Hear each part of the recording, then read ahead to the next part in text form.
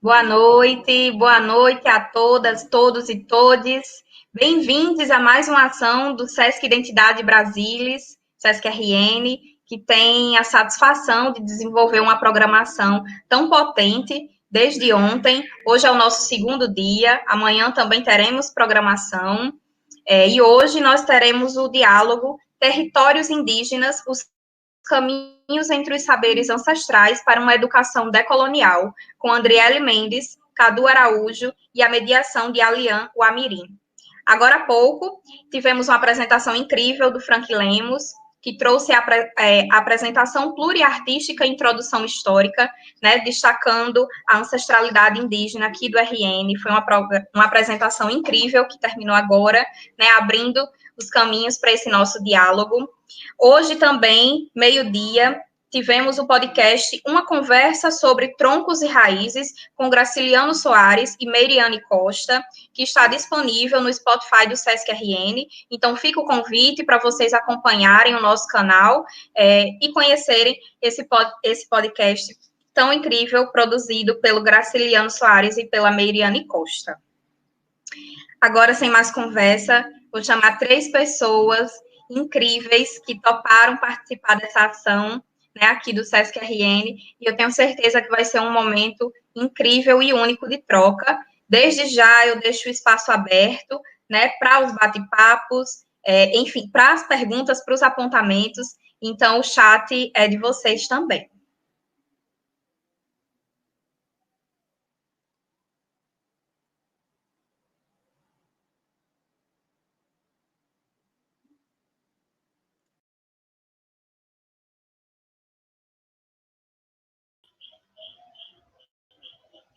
Olá a todos, a todas e a todes. Eu sou a Lian, o Amiri Guajajara, sou analista de artes visuais do Sesc Piauí, e é um prazer gigante estar aqui mediando essa conversa com o Sesc do Rio Grande do Norte. Da minha audiodescrição, sou uma mulher indígena, tenho os cabelos lisos pretos, tenho uma franja, os olhos pretos puxados, estou usando 2 brincos feitos pelo meu povo indígena Guajajara, que representa a natureza, o sol, o pai fogo. Estou usando também uma camisa branca e um colar de contas com cores marrons e amarelo ocre. A gratidão minha é imensa por ter 2 artistas aqui, o Cadu Araújo e a Adriele Mendes. Hoje nós temos esse diálogo tão importante, que é sobre os territórios, né, os saberes ancestrais, indígenas, os caminhos entre a ancestralidade e a educação decolonial. Esse assunto que é tão urgente e que merece respaldo e atenção. Gratidão imensa. Queria iniciar primeiro com as mulheres. Então, que a Adriele possa se apresentar para o público. Depois falaremos da apresentação do Cadu Araújo.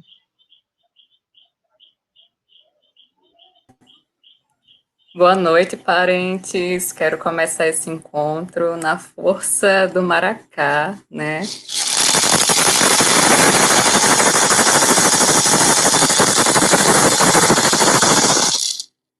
Pedindo licença aos nossos mais velhos, aos nossos anciãos, a quem já veio e quem ainda virá, os nossos mais velhos, os nossos mais novos, para lançar palavras como quem dispara flechas, porque palavras e flechas atiradas no presente podem alcançar tanto o passado quanto o futuro.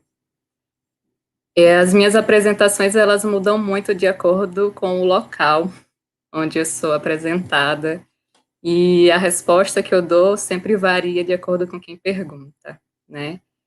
Eu sou comunicadora social, sou educadora popular, sou pesquisadora da universidade, com enfoque em literatura indígena, de autoria feminina, É um tema que surgiu para mim muito recentemente, depois de um encontro com o pajé, com o xamã Mauri, que num evento da universidade, onde eu pude mediar uma mesa temática sobre ecologia dos saberes, com lideranças do povo da floresta, dos terreiros, da diáspora africana e dos quilombos, ele me perguntou qual era a minha etnia, e eu, obviamente, não soube o que responder. E aquela pergunta ficou reverberando dentro de mim por muito tempo, e mudou não só minha trajetória dentro da universidade, me levando a mudar o tema de pesquisa, que antes era só literatura de autoria feminina, para literatura indígena de autoria feminina, mas os meus caminhos fora da academia. E hoje eu estou aqui para conversar um pouquinho sobre isso. Essa é a minha apresentação nesse momento, e depois eu posso me apresentar, falar sobre outras áreas de atuação.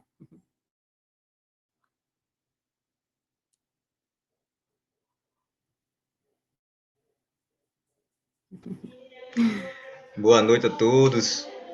Um prazer estar aqui. Eu sou o Cadu Araújo, sou aqui de Ceramirim, Rio Grande do Norte. Maior prazer estar aqui, mente, corpo e espírito. Agradecer também ao universo, ao grande espírito que nos faz estar aqui nessa virtual aqui de diálogo muito proveitoso, que já se iniciou aí com o nosso amigo Frank Lem, né? E a minha trajetória, ela me faz estar aqui no sentido de recolher vários momentos que me fez construir uma que hoje eu conto minha história e que teve várias presenças, né? Vários momentos ativos. Eu sou, na vida universitária, eu sou formado em Sociologia e atualmente eu doutorado em Educação, mas desde os 15 anos eu participo dos movimentos sociais, principalmente os movimentos culturais, que eu faço parte do movimento alternativo Goto Seco, Ceramirim, que faz atividades socioambientais de 2004.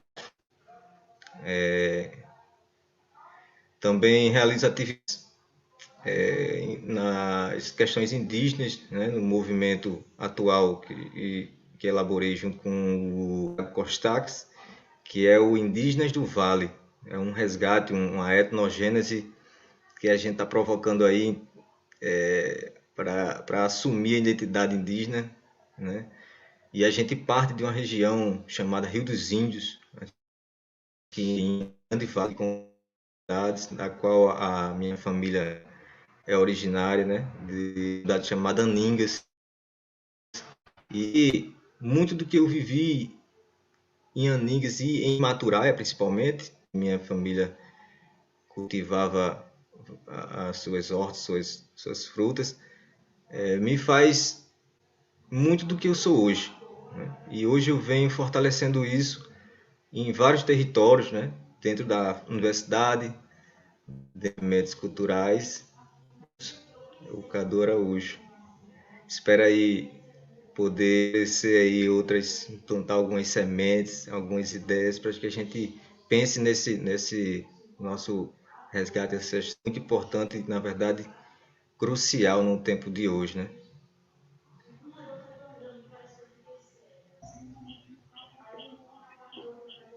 Gratidão imensa, Adriele Mendes, Cadu Araújo. São essas vozes que a gente precisa ouvir e dar muita atenção ao ciclo de vida desses dois artistas. Eu lanço uma pergunta em que nós, povos indígenas, percorremos. Qual território que você ocupa e qual território deseja ocupar? Essa é uma frase minha, esboçada através de um pensamento indígena de resistência. Não desistir, mesmo em tempos áridos, mesmo com poucos recursos e com muitas incertezas. Aqui é um convite para reflexão individual e coletiva. Eu gostaria que o Cadu e a Adriele, iniciando pelas mulheres, para vocês esboçar, falarem um pouco da trajetória de vocês, o trabalho de vocês, sobre a produção, sobre as questões individuais e coletivas que vocês põem nesse trabalho e que vocês ocupam esse território agora.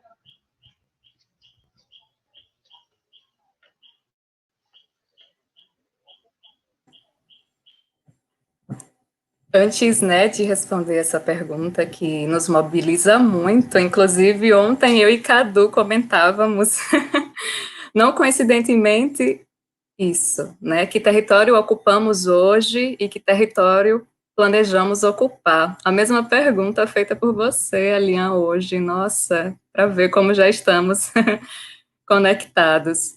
Eu queria só fazer uma breve audiodescrição, né? Eu me leio enquanto mulher indígena, tenho recém, né, autodeclarada, sou galho de raiz potiguara, né? Devo isso ao local de nascimento do meu avô materno, nascido em território ancestral potiguara, na Paraíba.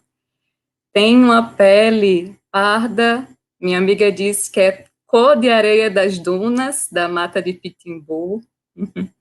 Visto uma blusa branca, uso um colar de sementes de açaí com maramará, nas cores predominantemente rosa escuro e marrom, né?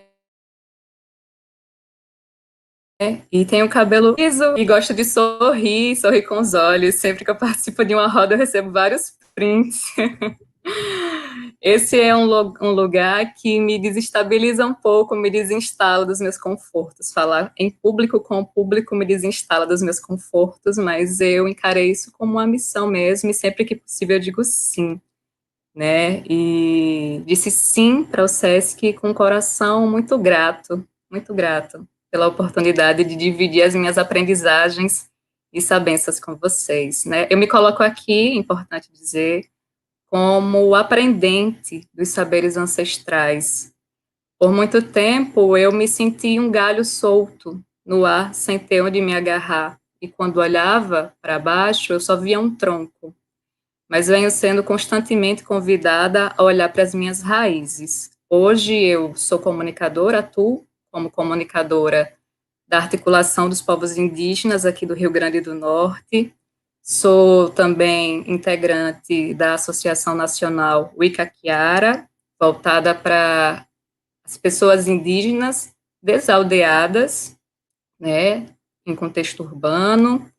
E meu território principal, eu posso dizer que é a universidade, né? Eu estou em processo de retomada da minha narrativa e venho demarcando a universidade, dizendo que a universidade é, sim, território indígena, é território tanto indígena quanto negro, né? Somos um país, pelo menos na minha leitura, de maioria não só negra, mas negra e indígena, porque há muitos pardos, né, que se declaram pardos porque desconhecem a sua história enquanto galhos de raiz indígena, porque suas histórias foram apagadas por muita violência colonial, né? E essa violência, ela também está presente, infelizmente, dentro das instituições de ensino, né?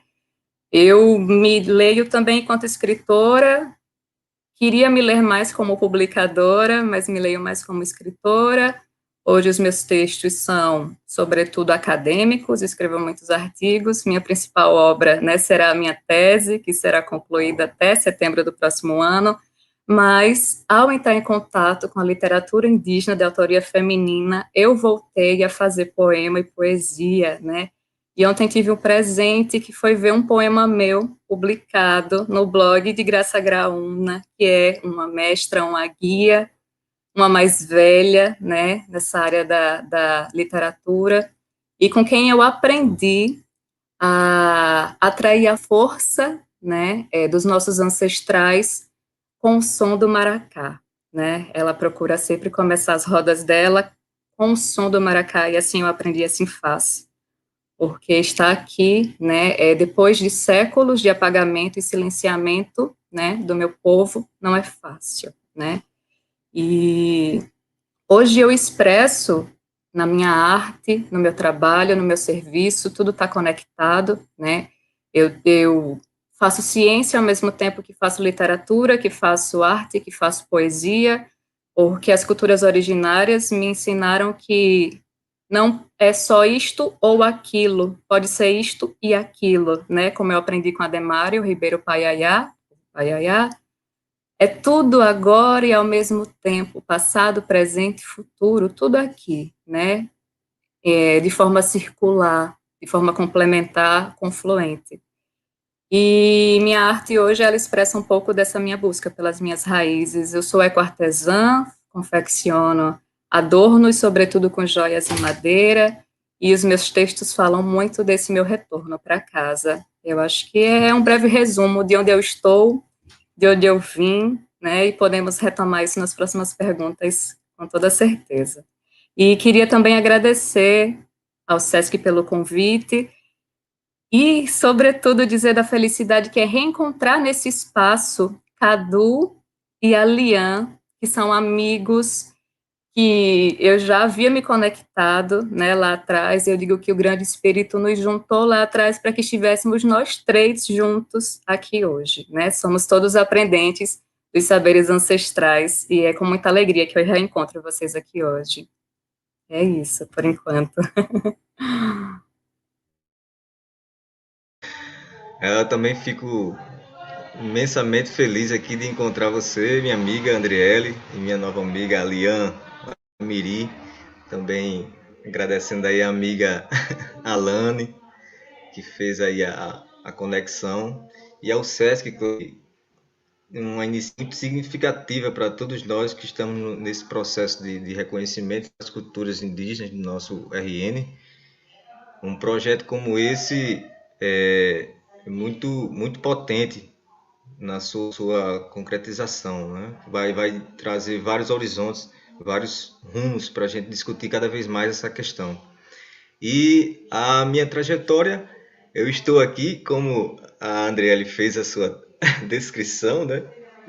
Eu sou um homem nordestino, indígena, potiguara, com o maior prazer, com o maior amor no coração de saber que os meus ancestrais, eles possuíam essa cultura tão rica que eu estou a cada vez mais conhecendo, me aprofundando e amando assim essa força ancestral e saber como a gente carrega isso no nosso sangue, no nosso espírito. É muito bom isso aí, essa nossa conexão, a conexão que fazemos a todo instante com a memória ancestral, com essa cultura, com nossas memórias.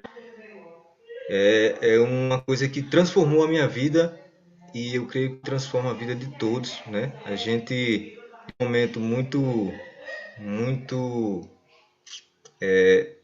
crucial, onde a gente vê a destruição das florestas, a destruição da diversidade, e eu acho que a gente temos essa missão de resgatar essa memória e colocá-las para a luta, né? Para uma ciranda assim que faça com que todos se compreendam como um só e a irmandade, a comunhão, né? Aí a trajetória minha, ela se depara com um momento muito especial que eu queria aqui iniciar com a poesia que, como a Andriele teve.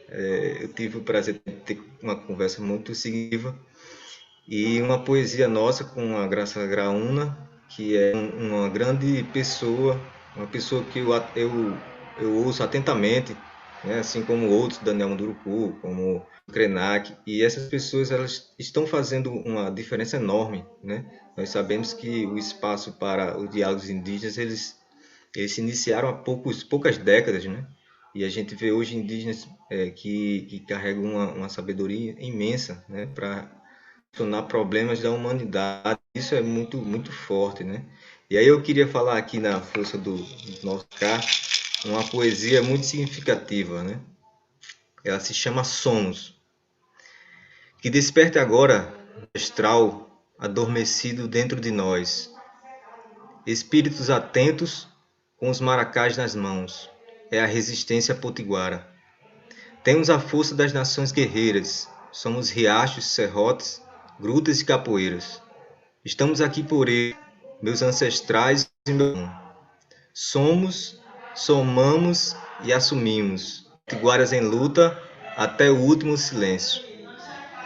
Essa poesia, ela diz muito do meu espírito hoje, construído dentro de um processo que eu tenho a grande satisfação de ter vivido, que foi partir dos movimentos sociais e entrar numa universidade, onde hoje eu creio que eu luto por esse território, um território muito importante para nós indígenas, para que a gente se, né, diante da narrativa que se constrói, uma narrativa que se constrói pela ciência, uma ciência hegemônica, que ela nos influencia fortemente e influencia a sociedade. Então, nós temos um papel muito importante, não só de levar o conhecimento indígena, a sabedoria indígena para esses territórios, como também com uma aliança, né? Como o Ailton Krenak falou, que somos povos de aliança.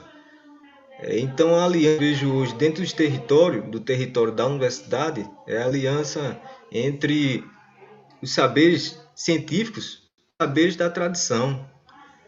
É necessário uma aliança, é imprescindível para o mundo de hoje nós colocarmos esses dois conhecimentos em prol de um bem viver, de um bem-estar da sociedade como um todo.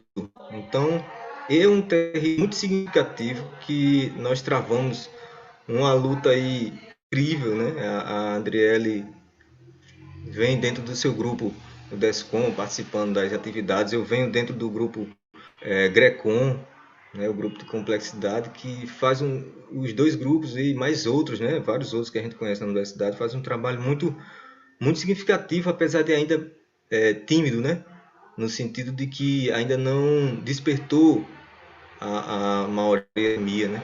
Então, esse é um tema que eu penso. E o outro é dos movimentos sociais. Hoje a gente vê que temos aí uma discussão muito grande da questão não só de direitos humanos, mas a questão étnica, a questão de...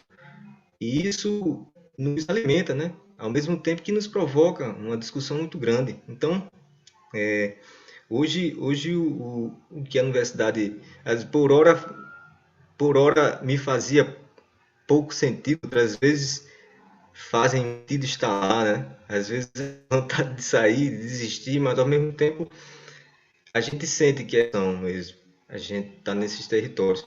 E o território também que a gente faz é na rua, né? Eu faço também parte de um grupo de estudos da cultura nativa que se chama Ocaruçupitã, onde a gente, o ano passado, produzia um jornal bilíngue, né? Que a gente estudava não só a língua, mas quando estuda a língua a gente acaba estudando toda a cultura. E é muito rico, né? O que o Frank Lemos trouxe é uma preciosidade, né? Porque sabemos que a nossa história ela sempre tem momentos de apagamento. E esse trabalho de reunir as pessoas numa roda para conversar sobre a cultura indígena é uma coisa incrível, né? A gente fala a gente até fala que resistir é falar tupi-guarani, porque é uma forma de a gente reconhecer nossa língua, nossa cultura. Então, acho que é por aí a trajetória. E eu fico muito feliz.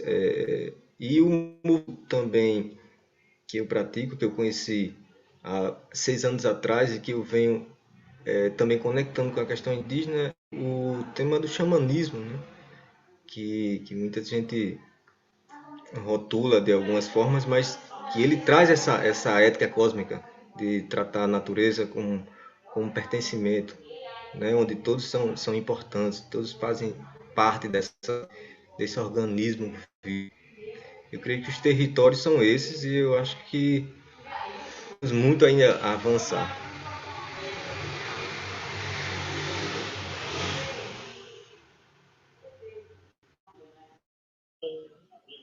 Gratidão, parentes. Feliz estou por estarmos em uma roda de irmandade, uma roda que resiste há muito tempo. Em tempos de incerteza, em tempos tão difíceis, nós estamos aqui, abraçando e fazendo reverberar o projeto Identidade Brasilis. Constitui um ciclo e uma ação afirmativa e formativa por meio de uma produção artística cultural de pessoas indígenas e pessoas negras, com o propósito de uma mediação dos saberes dos dois grupos étnicos. Esse é o momento em que a gente se dá as mãos para poder fazer reverberar as nossas vozes. Como diz a nossa grande autora indígena do povo potiguara, nossa parente, Eliane Potiguara, ela fala que nós, indígenas, sempre tivemos vozes, mas nunca pararam para nos escutar. Esse é o momento em que a gente reverbera as nossas vozes para poder nos escutarem. E aqui a gente não está para direcionar uma fórmula, e sim para deixarmos as pessoas criarem as suas próprias narrativas. É possível gerar ideias através das suas próprias vivências. E que cada um de nós que estamos aqui, nós temos vivências passadas. Como vocês, parentes, falaram, as nossas vivências do passado, elas reverberam e nos impulsionam para o agora. E é esse agora que faz a gente resistir. Então, eu vou passar uma outra pergunta para a Adriele Mendes, a minha parente potiguara, sobre as suas criações, como que elas reverberam o manto do feminino indígena. Pode falar um pouco sobre o teu trabalho nas lutas dos povos indígenas, né, do corpo e da fala do território da mulher indígena? Obrigada por essa pergunta, Alian. Suas perguntas são sempre muito mobilizadoras, né? Elas me fazem revisitar minhas águas internas, as minhas emoções e tecer a minha narrativa de um modo diferente, né? Sempre que a gente pode revisitar a nossa história, a gente encontra algumas peças que formam o quebra-cabeça que nós somos, e algumas dessas peças estavam até esquecidas, empoeiradas, guardadas, apagadas, relegadas ao inconsciente, porque muitas delas envolvem, né, muita dor, né, dor física, do emocional, psíquica, né? Nossa história tem muito da história dos nossos, e a história dos nossos tem muita violência, né? E essa violência, ela chega, né, até nós como herança, mas não podemos esquecer que não herdamos apenas as dores, né? Herdamos a força, a bravura, a determinação, a coragem, né?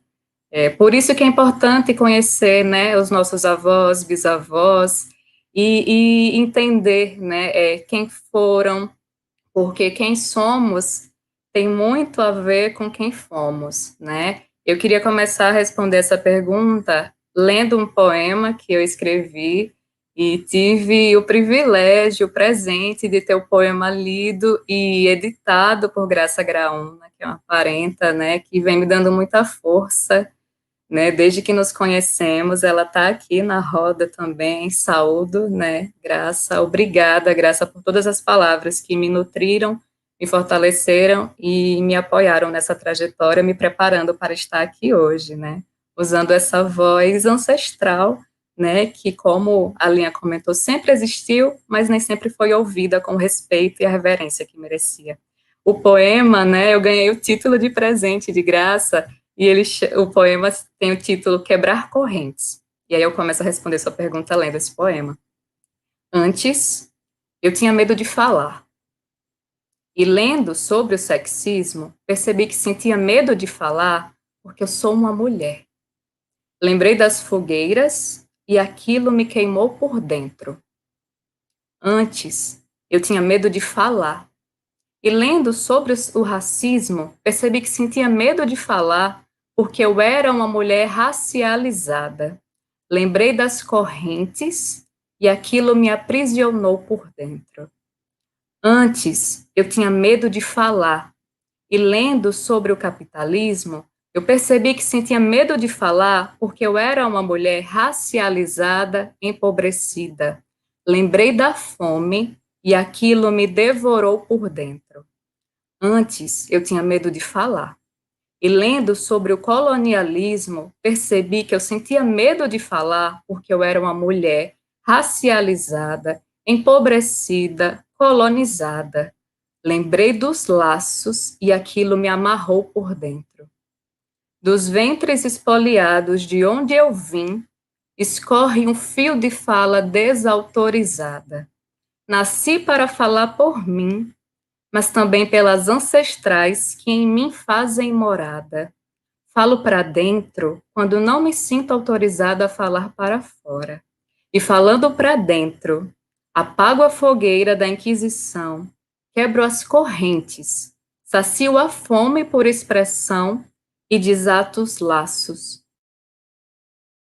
nos dentes. Antes de saber que eu pertencia a um povo, eu sabia apenas que pertencia à minha família. E a ancestral biológica, né, da ancestralidade biológica genética que eu conheci é a minha mãe, né? E nós crescemos sem saber que fazíamos parte de uma comunidade. Então, eu aprendi que o corpo era o meu território. E por muito tempo, o meu corpo foi violado de forma simbólica, né? Eu nunca sofri violência, né, sexual, física, não. Mas eu sofri muitas violências simbólicas dentro do território universidade. E isso me fez buscar outras mulheres indígenas que vieram me fortalecendo através das suas palavras, da sua literatura, das suas ações, né, do movimento de mulheres indígenas. Hoje eu conheço muitas lideranças mulheres, né, o Rio Grande do Norte tem 15 comunidades indígenas politicamente articuladas e reconhecidas coletivamente, é importante que se diga isso, e a maioria das lideranças é mulher, né? E essas mulheres me passam muita força. Elas me ensinam, né, que luta é verbo, né? Me ensinam a transformar luto em luta, né? E me ensinam que a luta ela é no cotidiano, né? A luta por encontrar a terra sem males, como Graça Graúna me ensinou nesses dias, a luta pelo bem viver, a luta por cultivar práticas de cura, né? Nossas palavras, elas podem tanto matar, adoecer, mas também podem revigorar, salvar e curar. E essas mulheres, através de sua literatura, me ensinaram isso e me ensinaram que, além de ler, eu posso fazer. Então, eu queria dedicar essa poesia, esse poema, que nasceu de um momento de indignação, quando eu estava tentando escrever a minha tese, me veio muita violência, porque não é fácil ser mulher indígena, né, dentro da universidade, e mais difícil ainda é ser mulher indígena dentro da universidade, quando você não sabe que é mulher indígena, e você sofre violência e não sabe por que sofre, você escuta que não pode usar suas palavras, que não pode pensar o seu pensamento, que não pode aparecer, que você nunca vai ser roubada porque você está presa por uma corrente ao pé da mesa, né, da pessoa que lhe orienta, que você escuta outras pessoas dizendo que você foi chamada de preguiçosa porque você decidiu investir um tempo nos seus projetos dentro da universidade e parou, né, de dedicar toda a atenção ao projeto, à monocultura, né, ao campo de outras pessoas, e quando você decide colher os frutos do seu trabalho, você é chamada de preguiçosa, né, e essas mulheres me ensinaram que eu não estou só, que eu não ando só, que estamos juntas e, né, somos muitas. E mais importante que isso, estamos nos juntando, né?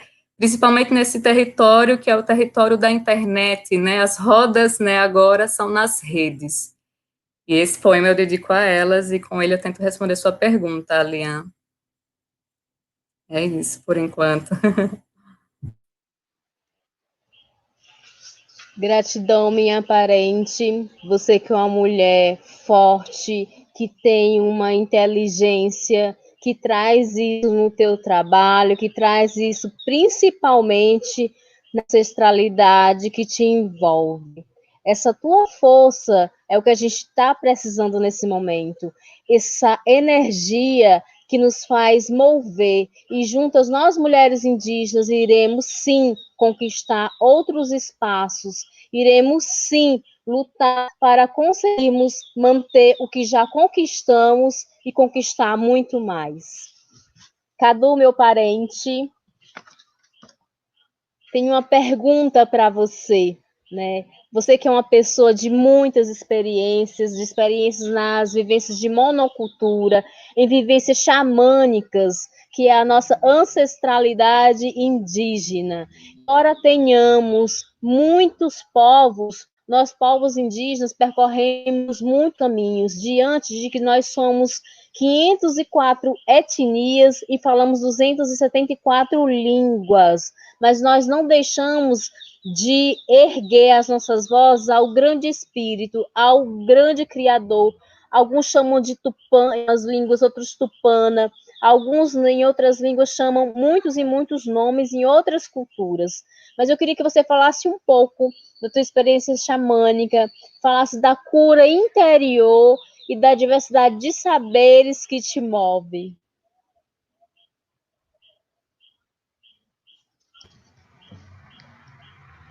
Lian, essa é uma pergunta muito crucial para mim, né? Muito significativa.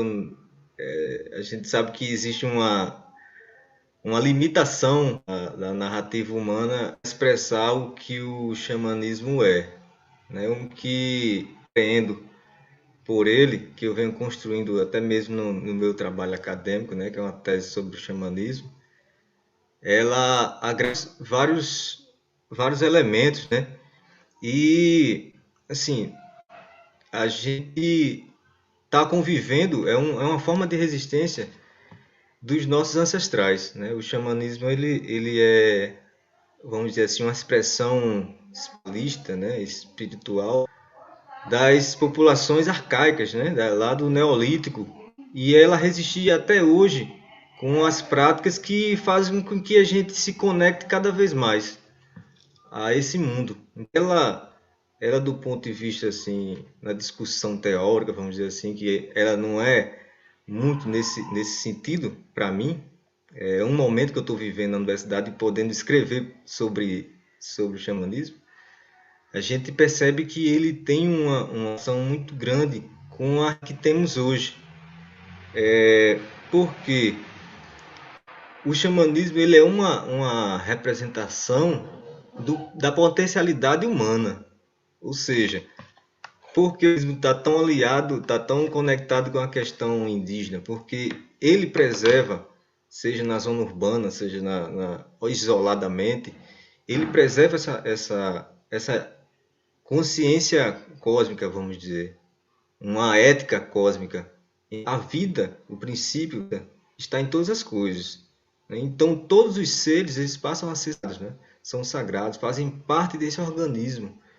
É por isso que a gente tem essa relação, o xamanismo tem essa relação, conviver dentro do todo, sendo o todo, né? Então, assim, por que tem grande relação com o que a gente vive hoje? Porque a leitura que se vê hoje é justamente esse desprendimento, esse desligamento do ser humano com a natureza, né? Então, a gente vasculha o passado e percebe que uma forma de pensar impulsionou essas ações do homem tomar a natureza como uma coisa externa a ele, como uma coisa sem vida, né? Então hoje o homem derruba uma árvore sem nenhum argumento, né? O homem ele destrói uma montanha sem nenhum argumento. O rio, como a gente viu lá, o rio do povo Krenak, sem nenhum argumento, né? Mas o propósito, com um propósito muito cruel, que é a devastação, né? A devastação que surge o lucro dessa minoria, né? Então o xamanismo ele é uma forma, não é uma reserva de vida, né? Uma reserva de que podemos viver de outra forma. Então assim, na minha trajetória o xamanismo fez grande significado.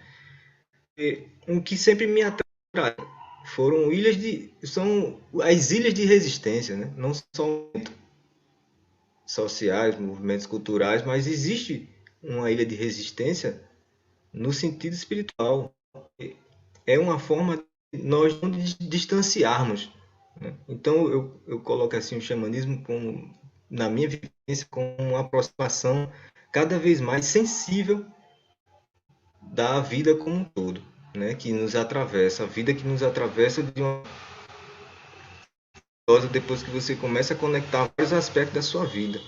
Então, essa que vivemos hoje é muita questão espiritual. A questão espiritual ela é uma forma de nos colocarmos em comunhão, né? Então, o xamanismo me trouxe esse pensamento de que a comunhão, a partilha, a solidariedade, que estão na base do pensamento indígena, é um pensamento que os fez sobreviver até hoje, né?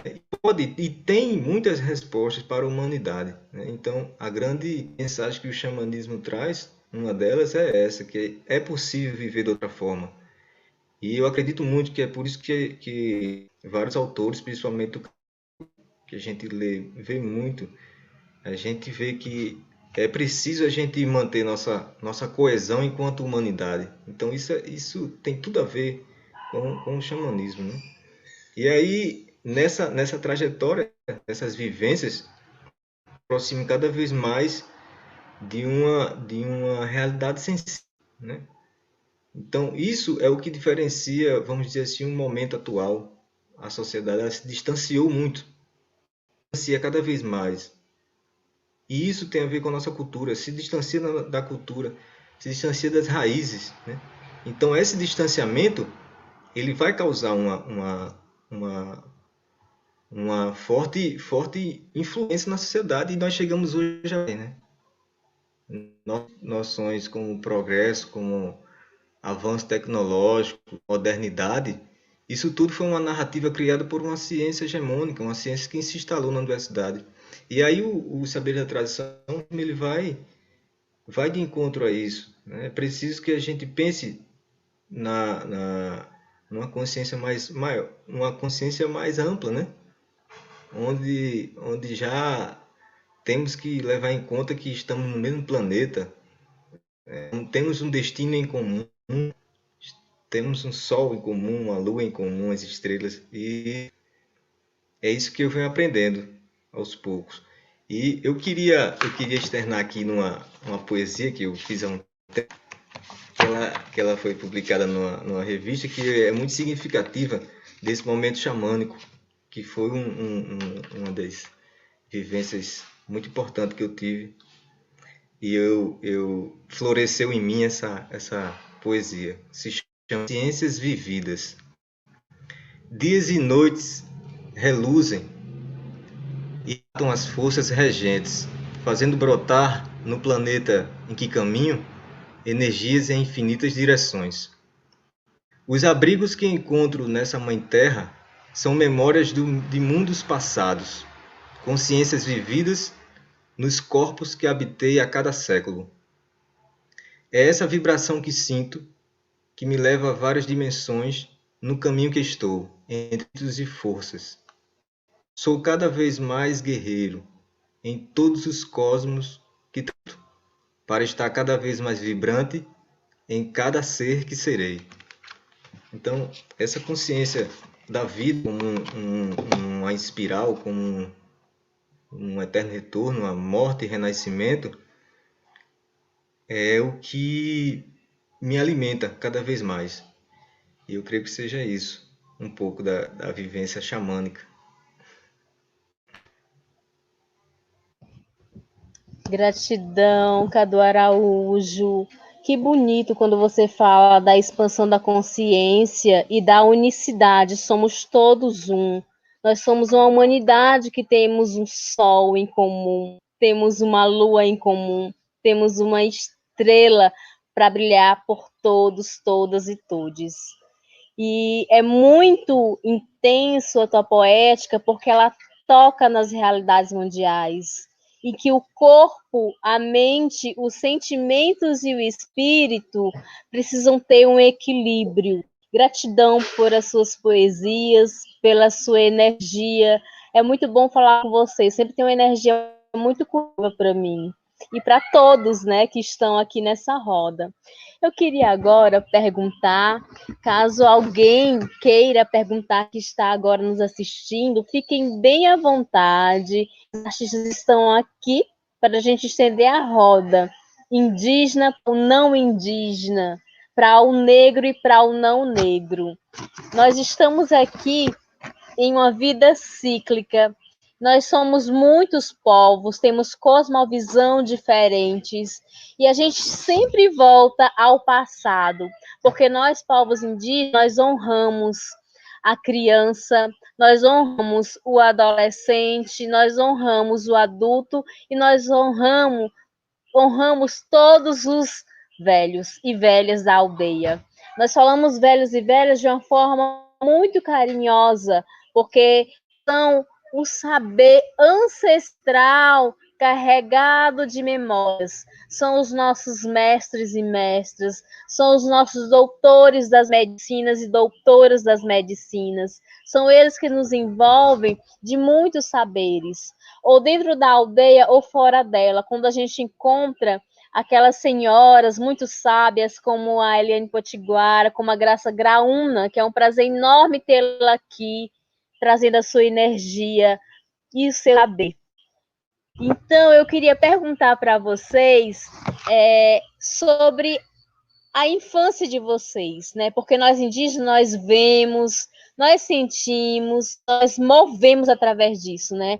A gente espera um tempo para ver o que o nosso território, o corpo vai sentir, e a gente mover a partir dali.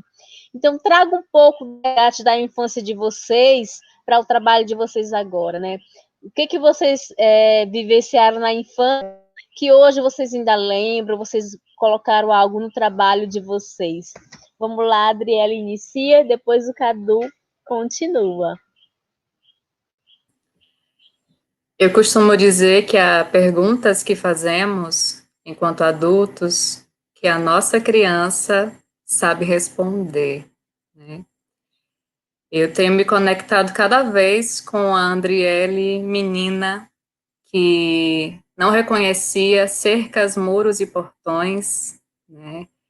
Que vivia na copa das árvores, que na rua sentia necessidade de tocar cada folha e cada planta, que coletava a pena dos pássaros, dizendo que eram presentes e que se sentia muito acolhida pelo clã do ar, que cuidava de pedras como seres vivos que dormiam e que, quiçá, algum dia despertariam, que tecia colares de miçangas e que aprendeu sozinha a fazer isso, chegando a montar uma cooperativa mirim para vender nas escolas, e com o fim da cooperativa ficou com um baú de miçangas e guardou por um tempo como um tesouro, né, cheio de joias preciosas, e que retomou tudo isso agora na fase adulta. Com a pandemia, né, na verdade voltaram os sonhos lúcidos, voltou o diálogo com as plantas. Eu ouvi num sonho que aqueles que conhecem as plantas precisam trabalhar com as plantas, e aquela criança que conversava com as folhas, provava as folhas, os frutos e flores, que caçava borboleta, acordou. E é essa criança que entra na mata e encontra um maracá, que encontra um cajado, que dialoga com aranhas, que identifica os pássaros da mata, que sabe quando a floresta está chamando e com respeito pede licença para entrar.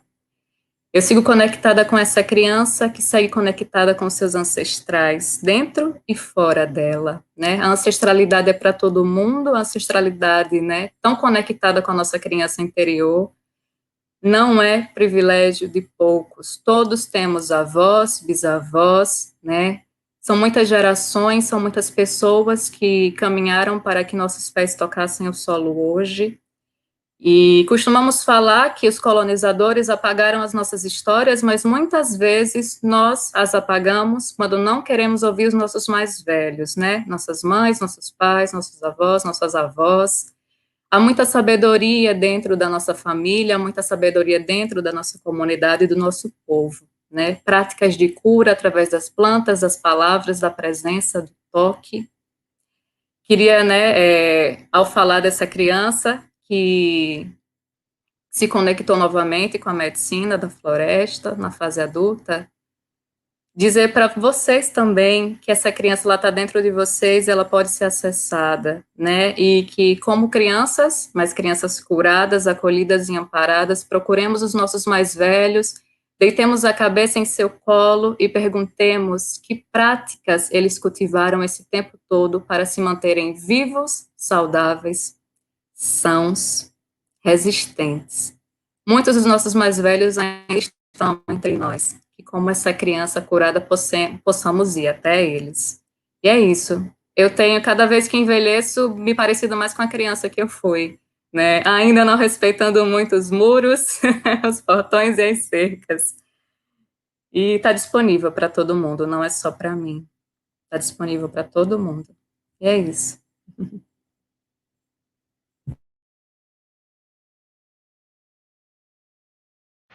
Ah, André, isso aí é um ensinamento muito lindo que você falou. Eu lembro, você falando, eu lembro sempre das palavras do Pajé Mauri, né, quando ele diz que a nossa criança interior deve se mostrar sempre, né, nas nossas curas. E eu sinto isso cada vez mais forte, né, quando a gente faz uma comunhão de uma vivência, um chá, as plantas de poder nos trazem memória também e várias outras coisas, o sonho, né, essa tecnologia muito avançada do xamanismo. E a gente vai percebendo que é preciso a gente conviver. A gente entra num processo de prosa, né? Prosa tão grande na vida, de atividade e coisas que a gente vai fazendo, absorvendo uma cultura cada vez mais ativa, tecnológica, né? Mas que a criança interior ela tem que ser despertada a todo momento, né? Assim que a gente puder fazer isso, tem que fazer, que é uma forma de a gente compreender, resgatar a nossa criatividade, né? Resgatar a nossa potência criadora. A criança ela tem muito disso, né? Não só a simplicidade, a coerência do que fala, mas ela tem essa forma de trazer nossa potência criativa, que é muito ressecada, né? Nesse período agora, onde a gente pega tudo pronto, tudo é muito concretizado, né? Muito mais concreto, muito objetivo, né? E a objetividade demais, ela exclui a subjetividade. Então, a subjetividade é o que a gente onde faz florescer, né, nossa criatividade. O Edgar Morin, daí vai completar o ano que vem, ele, no seu último livro, ele falou, é preciso que a gente produza hormônios de criatividade, né? Porque a criatividade nos vai tirar desse momento de crise, de pare que estamos vivenciando no mundo, né? A violência gratuita, a destruição do nossos povos e florestas. Então a criança tem uma grande participação nisso. E aí, pessoalmente, eu tive uma experiência muito boa de poder ter morado aqui né, do Rio Grande do Norte, numa área dos Potiguaras, uma área muito, muito rica em águas, né? Alguns chamam já das águas, Ceará-Mirim. E Ceará-Mirim, já com nome indígena, né?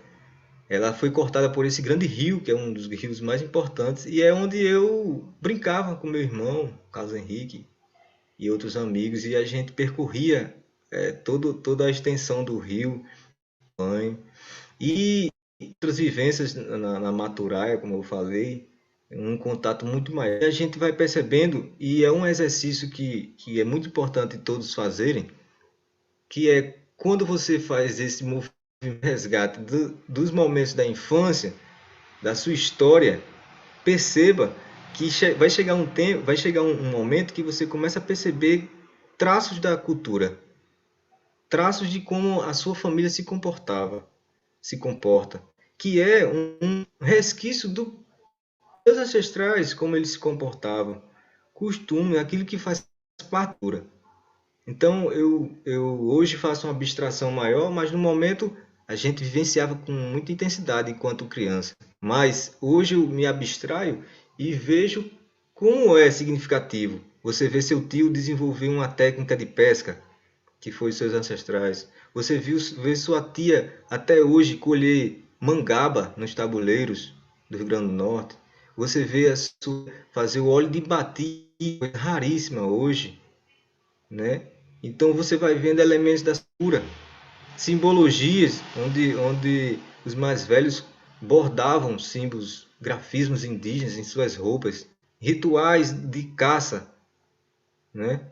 Estamos pesquisando várias coisas aí nessa vivência e a gente vai percebendo que a nossa infância foi marcada pela nossa cultura mais primordial, mais primitiva. E isso é muito como uma família preserva um território de árvores antigas, ancestrais. Isso é um fato que cada um deve tomar conta na sua trajetória e fazer memorizar e questionar e perguntar. Hoje eu pergunto a minha mãe, pergunto aos meus parentes como era tal coisa. E aí vai florescendo uma cultura muito rica, né, que infelizmente foi apagada, né, foi perseguida, foi destruída às Azores, né? E hoje a globalização, pela mundialização que quer homogeneizar tudo, né?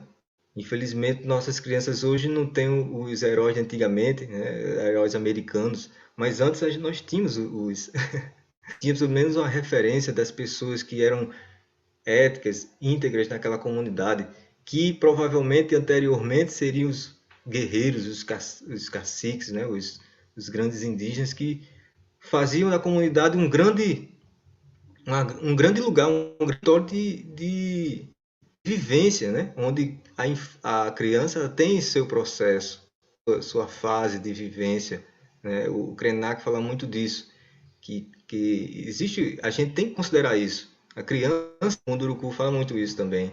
A criança tem que ser criança, né? O adulto tem que ser adulto. E hoje a gente não, muitas famílias empurram uma hiperatividade para uma criança e ela se perde no meio daquilo tudo, de uma cultura que ele não tem nada a ver, né? Então isso é um processo muito importante, resgatar a nossa criança interior, né? E aí vai vir várias, claro que não, nem muitas boas, mas a maioria a gente vai ver que faz muito relação ao que que os nossos ancestrais, e principalmente as nossas vidas, vem seguindo em várias gerações, né? Em vários séculos. Gratidão, parentes, por essas palavras. Como Ailton Krenak que diz que a criança é um ser sagrado, que nós não castigamos, mas que nós deixamos ela crescer para poder espalhar a sua energia e o seu saber. Eu vou agora ler alguns comentários, muitos comentários de amigos de vocês, amigos nossos que estão aqui na nossa roda. O Frank Lemos, que estava agora há pouco na live, está dando boa noite. A Mari diz: Teresina comendo piqui enquanto escuta a palavra de vocês. O Caetano Costa está dizendo aqui, né, as energias. A Meiriane falando de Tiapepi Uná, que é na língua indígena, né, dando também boa noite. O Daniel Fagoniel, né, RN. O Frank está aqui falando sobre o mestre, os troncos, né, a Dimário, o Papaiá. A Rosiana Santana. O Franklin fala que está muito feliz por esses parentes estarem aqui na roda. A Graça Graúna, Poesia Potiguara. O Frank ele fala da força encantada da ave graúna através da parenta anônima e toda a sua luz sobre nós. É verdade, a Graça Graúna ela é encantada e presente. A Graça Graúna mandou um abraço para mim. Gratidão, Graça Graúna.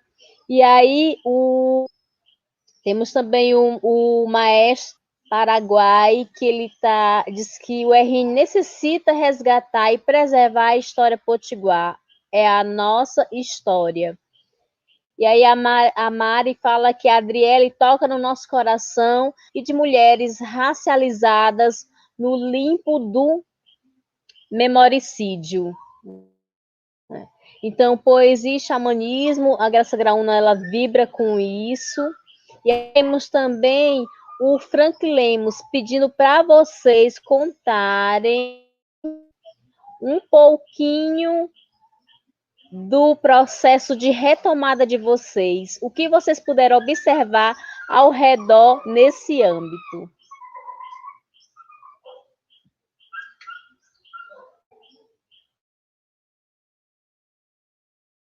Cadu, você quer começar, Cadu? A gente já pode responder, Aliane? Vai. Fiquem à vontade. Então, eu vou começar. Frank Lemos, a gente vem conversando há um tempo, né, meu irmão? Parente aí, Tarairu. E a gente tem trocado ideias. E nesse ano de 2020, apesar de ter todo esse processo crucial aí da pandemia, né? Pandemia na política, na saúde, a gente conseguiu, eu e o Tiago Kostak, realizar um projeto que a gente vinha conversando há uns anos atrás já, que se tornou o Coletivo Indígenas do Vale.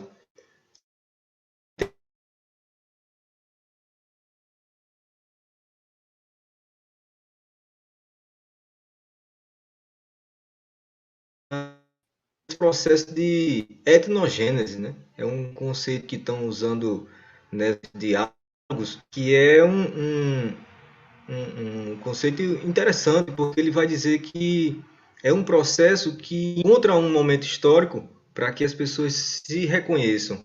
Então, eu acredito muito que estamos vivenciando um momento ímpar, né? A gente pode hoje discutir essa temática de uma forma muito sematizada, né? Com vários elementos, como a gente está fazendo aqui agora, e em que eu venho vendo, Frank, e os demais amigos, é que eu sinto que cada vez mais vamos fortalecendo um movimento muito maior, né? Eu entendo assim que parecia que em certo instante parecia para mim uma luta individual, né? Um posicionamento individual. Depois eu passei a entender um movimento político, outras vezes um movimento cultural. E hoje eu vejo que é uma coisa muito maior, né? Quando a gente vai colocar os saberes ancestrais, vamos dizer no sentido decolonial, é quando a gente traz elementos de valorização de uma diversidade muito maior, a diversidade, vamos dizer, biológica e cultural, né? Que nós vamos a lutar. Apesar de uma visão sobre os indígenas, mas na verdade a gente está lutando por isso, né? Por uma democracia cognitiva, uma democracia do pensar. A gente vê que os indígenas pensam de forma diferente. E aí fala, Alian, que existem várias nações, várias línguas, é aí que a gente vê a rica diversidade. E onde há diversidade, há evolução, né? Por isso que um texto recentemente que eu tinha feito sobre a monocultura da mente, que é um termo usado por Shiva, que ela vai dizer a forma como se está acontecendo hoje no planeta Terra. Se querem provocar uma homogeneização, querem que esqueçamos nossa cultura. E isso é uma perca muito grande, né? Muito grande para a existência de todos nós, né? Não se trata somente de uma cultura que vai ser extinta, né? Se trata de uma coisa muito maior, que a última trincheira, né? O pensamento, a forma de pensar diferente da ciência, do pensamento hegemônico. Nós estamos na outra trincheira, que é uma forma de estar totalmente contra isso, né? Mais especificamente, falando da percepção que eu vejo dentro desse grupo indígena, é que a gente conseguiu provocar várias pessoas que estavam acanhadas, tímidas, para se assumir como indígena. E isso é uma coisa muito significativa. Temos aí no Rio Grande do Norte uma leitura de que os indígenas de extinção, o RN, e nós vimos uma virada, né? No censo tivemos várias pessoas declarando indígenas. Então, a gente percebe que existe ainda muito mais, muito mais. Nós temos aí a questão, como a Andriele falou, várias comunidades hoje se reerguendo na cultura indígena. Isso é importante. Isso também não quer dizer que nós vamos voltar ao passado, mas é reconhecer que somos herdeiros de uma cultura muito rica. E que para mim é isso que é importante. eu não deixar que as pessoas rebaixem, reduzam, né, e esqueçam. A gente está aqui para lembrar que somos herdeiros de uma cultura muito rica, né? Somos herdeiros dos potiguares, no caso, o povo da árvore sagrada, aqui no Vale do Ceramirim. Nós temos hoje um processo de estudo muito árduo, né? Eu e o Tiago, a gente tem feito pesquisas etnográficas, pesquisas antropológicas, pesquisas históricas, até mesmo pesquisa genética, né? E fora a oralidade, os elementos que estamos encontrando cada vez mais de grandiosidade, assim, que a gente fica... É uma luta permanente do conhecimento. Quando você entra nessa força de buscar seus ancestrais, sua cultura mais anterior. Então, eu vejo nesse processo, Frank, que a gente entra num fluxo muito forte, que a gente precisa mesmo que se discuta, pessoas possam conversar com grupos, principalmente em espaços que não sejam somente de concórdia, mas também de discórdia, para que a gente... Por quê? Quais são os elementos que a gente tem de crítica, para que a gente construa. E o mais importante disso é que a gente possa construir uma narrativa sobre a nossa história. Sabendo muito bem, o Daniel Munduruku fala muito nisso, a nossa narrativa foram os outros, foram o invasor, né? O colonizador, ou ao menos os que estão agora se colocando no tribunal racial, né? Então a nossa narrativa foi eles, então a gente tem esse dever agora de construir uma narrativa. Quem foram os tapuias, quem foram os potiguaras, né? E aí várias outras nações que foram aí dizimadas, mas que estamos aqui, né? Estamos aqui resistindo.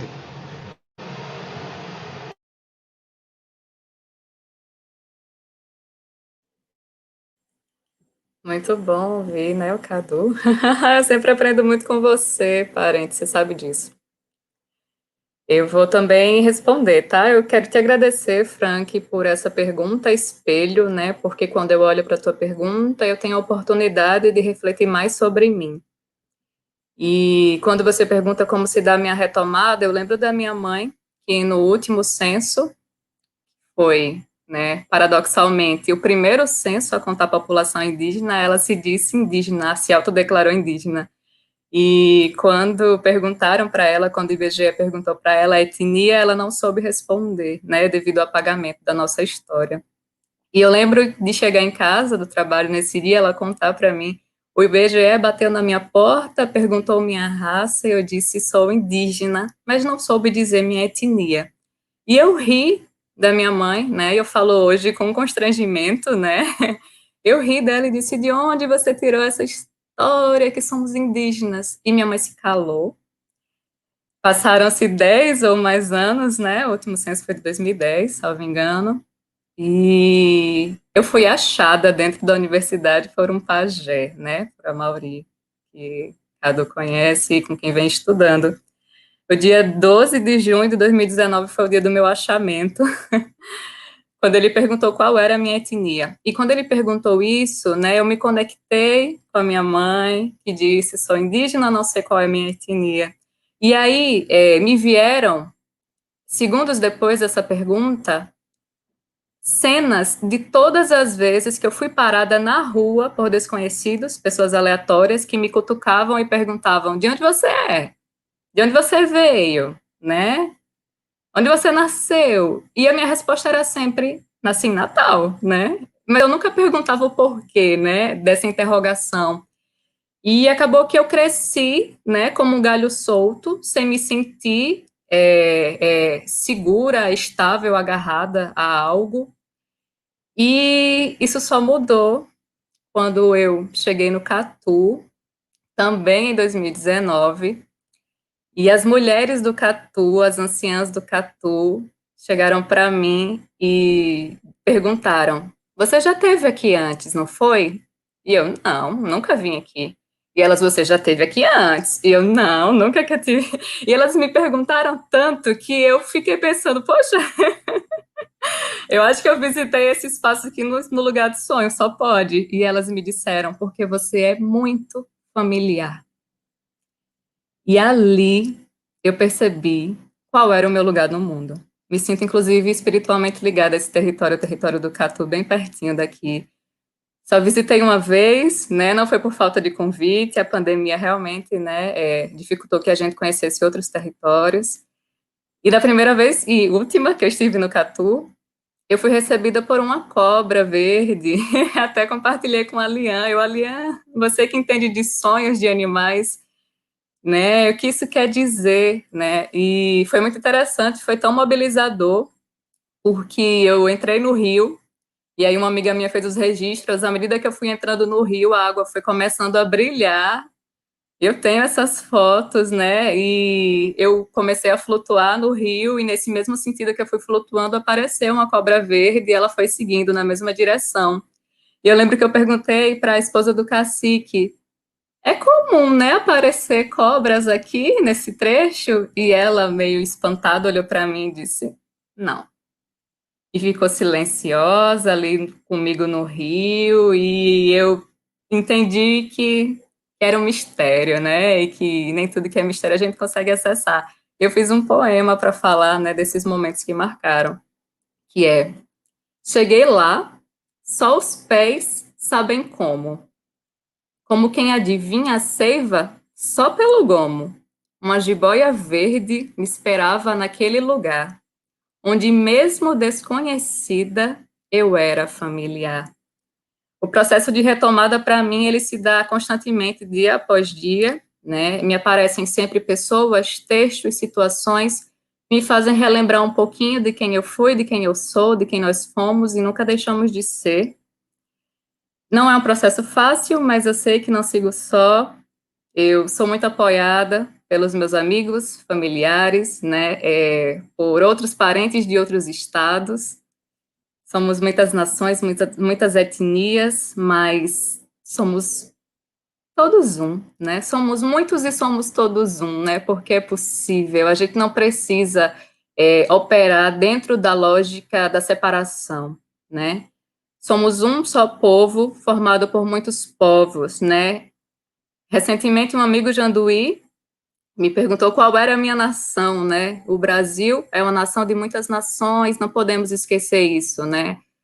As práticas e os discursos preconceituosos, racistas e violentos tentam apagar a diversidade, a sociodiversidade, mas estamos aqui, né? E existimos, como eu aprendi com a Graça, que está aqui. E é isso, Frank, obrigada, viu, por essa pergunta. Sempre que eu conto, eu acesso memórias dentro de mim, e é muito bom ter vocês para compartilhar, né? Como eu disse, está disponível para todo mundo, todos temos ancestralidade, né? Nos conectemos com a história dos nossos para nos reconectar com a nossa história, porque se conectar com a raiz é se conectar com a força, com a nutrição, com a segurança, que nós, enquanto corpos território, nos liguemos aos territórios físicos também, às comunidades, né, indígenas, às aldeias.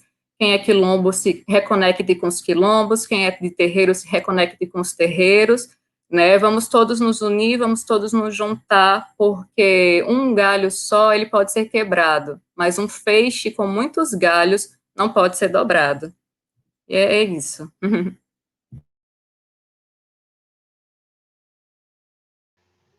Eu queria só complementar aí a nossa questão com o Frank, que aí o Frank perguntou também o que a gente observou, né, Frank?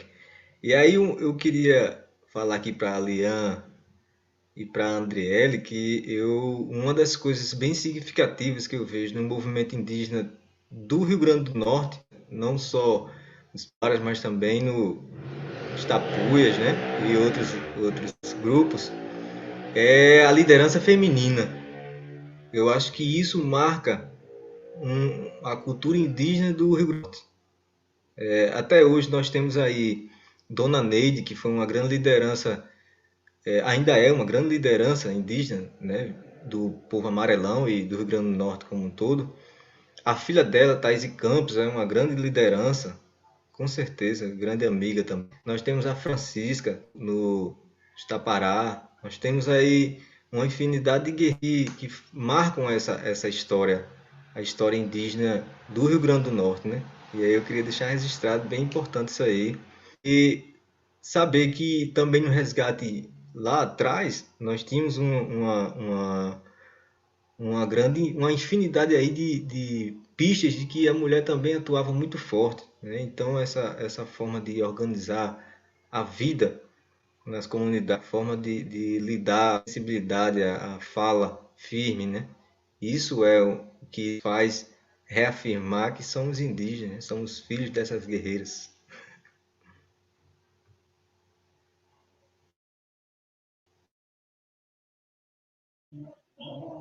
Gratidão é estar ouvindo vocês, estar aprendendo com vocês e sabendo que o nosso país ele foi marcado por uma escravidão que gerou uma dor no território, uma dor no corpo, uma dor no espírito e principalmente mudou as relações sociais do nosso país.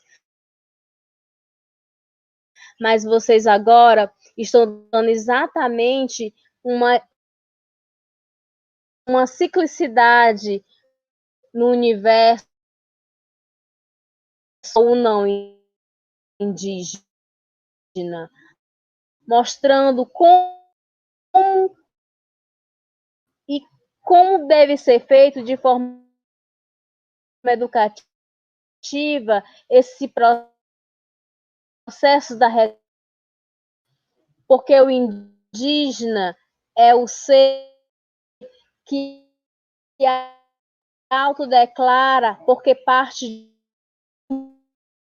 a vivência de ser o indígena, de eu dizer quem eu sou, se eu não pertenci, ou se eu não sei de onde que eu vim, a minha etnia, eu vou para o processo de retomada. Nós somos muitas etnias. E através dessa retomada, tanto da etnia de vocês, quanto de outro círculo, né? O povo da floresta, o povo que honra as árvores, que honra o Pai Sol, que honra o Sagrado Fogo, e fazendo com que essas relações sociais mudem, porque o Brasil, no momento, ele não se deu conta da diversidade de população que existe aqui. O Brasil não se existe e resiste há mais de 500 anos. O próprio Brasil precisa, sim, fazer o seu fazer a retomada em que o racismo estrutural que está aqui foi imposto por um período e uma mente colonizadora. Estamos aqui, decolonizando principalmente mentes de foco educativo e mostrar a importância do que nós somos, seres igual a qualquer um. Mas por que, jogo a pergunta, que nós, corpos indígenas, mais morremos, mais sofremos, porque nós, corpos massacrados nesse país, somos uma mãe só. Então, para que nós seguimos nesse tempo de incerteza, de estrutura não qualificada em que o país está, a gente precisa se unir. E esse momento, o SESC, essa instituição nacional que valoriza e que dá espaço a nós, povos indígenas, está aqui. E eu queria perguntar para vocês, o que a instituição e as instituições que estão neste país podem contribuir e podem mediar o trabalho criativo de vocês?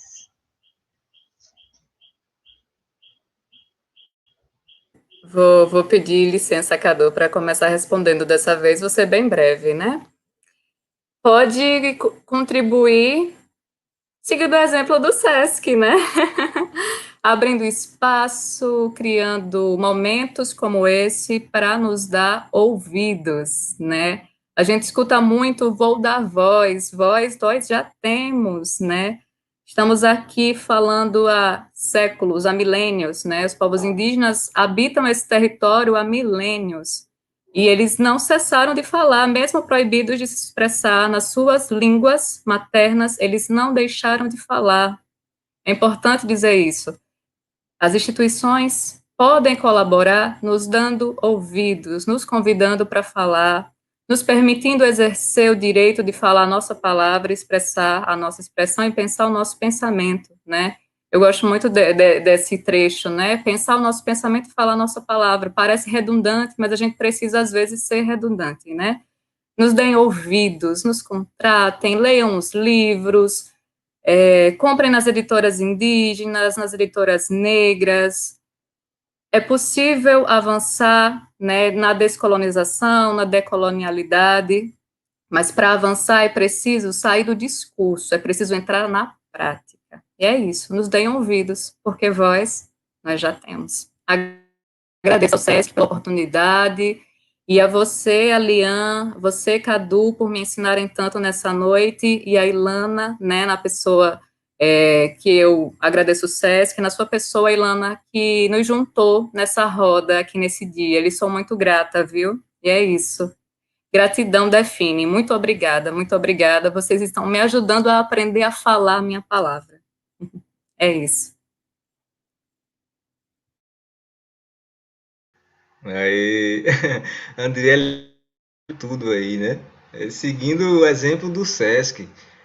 Eu venho acompanhando o Sesc há um tempo atrás, muito, muito interessante nós todos participarmos, acompanhar aí o canal, né? Tem vários canais no YouTube, Instagram. Oportunidade desse ano, o movimento que eu faço parte, o Goto Seco, ter um projeto selecionado, que é onde a gente apresentou um tempo atrás, e isso é muito significativo, principalmente para os movimentos que fazem um processo ativo, né?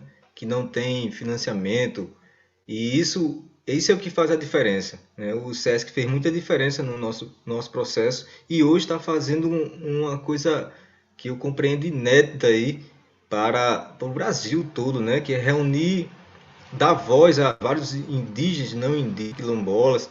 Eu acompanhei aí a própria live lá em Tocantins, no Sesc Tocantins, e é muito significativo a gente fazer essa troca, né? Essa experiência. O Sesc está de parabéns também, de coração, poder expressar meu espírito aqui, minha sabedoria, e eu fico assim aprendendo cada vez mais.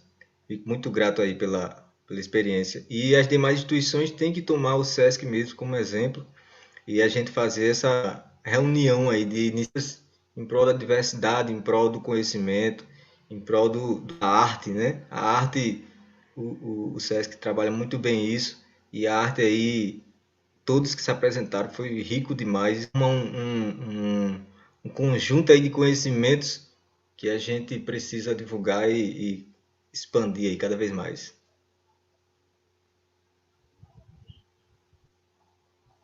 Gratidão imensa.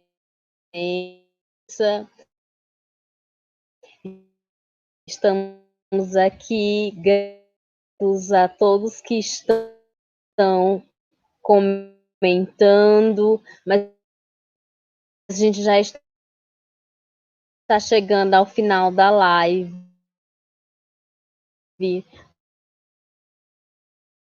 Por esse momento, a gente só tem a agradecer ao Cadu Araújo, um artista,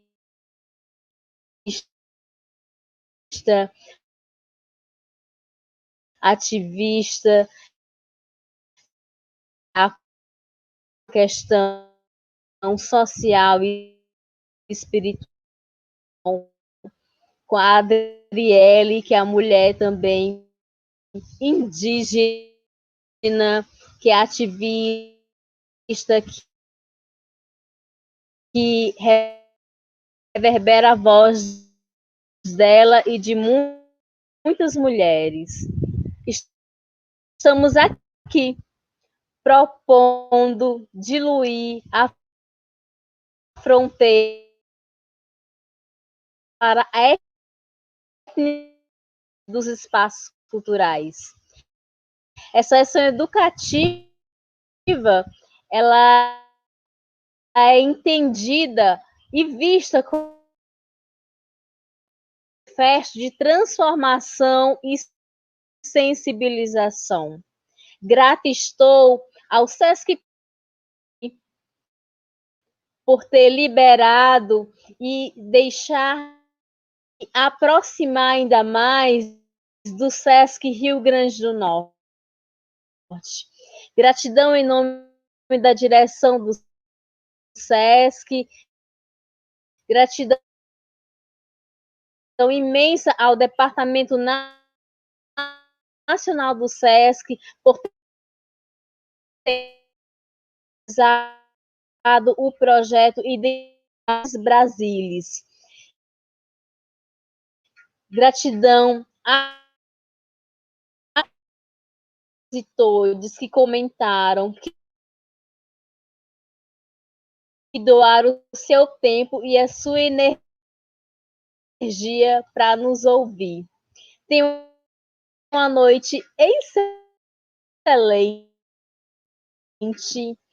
e que vocês possam reverberar as palavras citadas aqui. Gratidão.